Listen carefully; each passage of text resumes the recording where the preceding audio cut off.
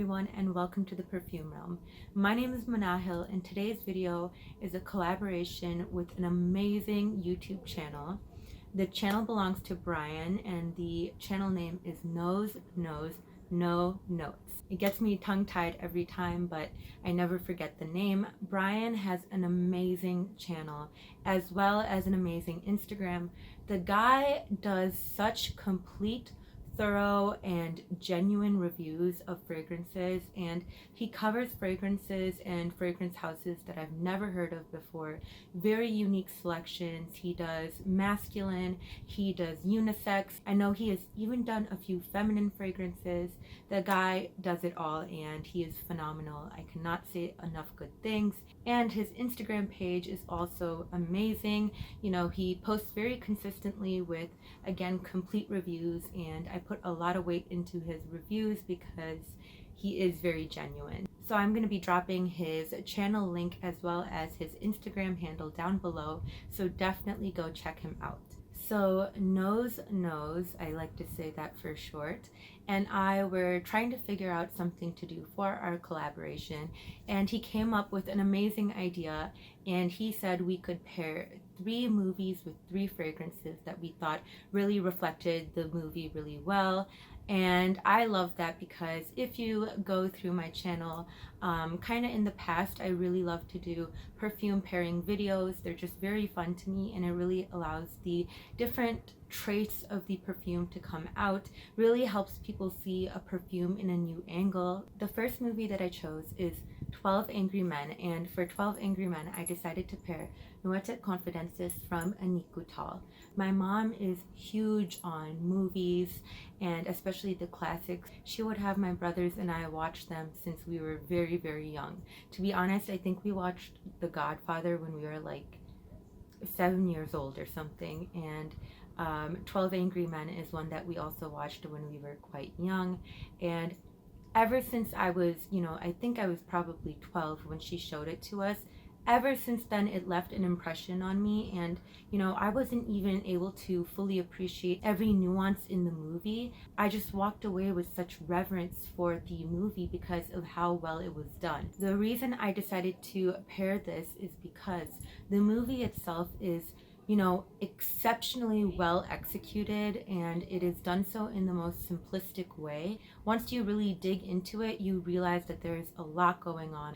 So the movie, basically, if you're not familiar with it, is there are 12 people who are part of a jury, and they're trying to decide whether the man is innocent or guilty. The man on trial is innocent or guilty of murder. And there is so much tension that is built into the actual film, which is all shot basically in one room, save for a minute in the end and a minute in the beginning, which is outside of the actual room.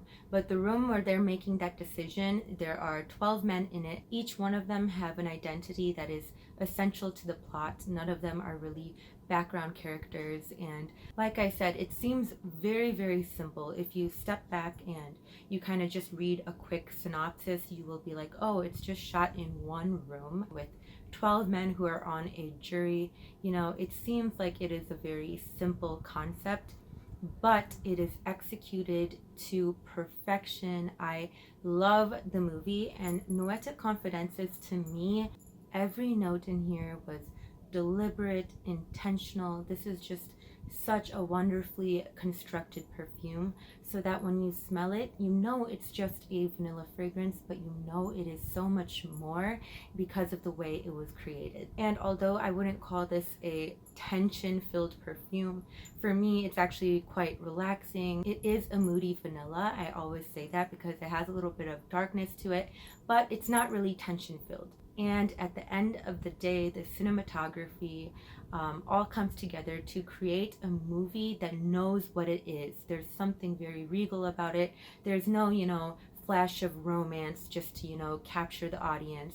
There's no profanity, you know, extreme profanity or anything like that. It's not crude. It doesn't rely on any of those tactics really. And I think that's exactly what Nuette Confidences is. It knows it's a vanilla perfume. It's not trying to be any other type of perfume. It's not trying to be crazy or, you know, pop out at you.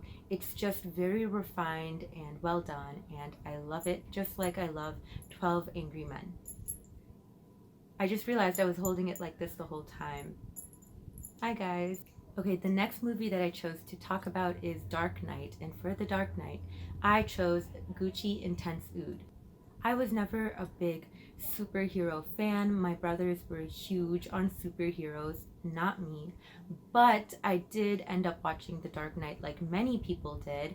And I think a lot of people who don't typically enjoy superhero movies loved it. The entire movie is very dark, very brooding. This movie was bold. It made a statement. It takes that really gallant superhero trope and completely turns it around. Batman is not this big, loud character. He doesn't wear bright clothing. He actually seems to have a lot of his own inner struggles. You know, there's something behind the mask. It's not just this heart of gold and goodness. There's a lot behind Batman. The Joker wasn't just a villain that was two-dimensional. You know, the hero wasn't just a hero that is two-dimensional. They both had very, very intense personalities, and the storyline itself is very intense. So I had to choose Gucci Intense Oud because this to me is a very deep, dark, and brooding fragrance.